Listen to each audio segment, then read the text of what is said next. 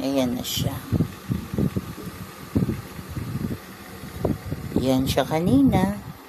Eto na siya ngayon. Ito na yung pinakuluan. Pinalalamig po para halos paubos ko na yung isang tasa bago na isipan mag-video. Ayan na po yung isang calabash or miracle fruit. Thank you for watching. Ayan na siya.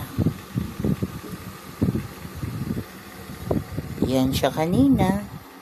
Eto na siya ngayon. Ito na yung pinakuluan. Pinalalamig po para halos paubos ko na yung isang tasa bago na isipan mag-video. Ayan na po yung isang calabash or miracle fruit.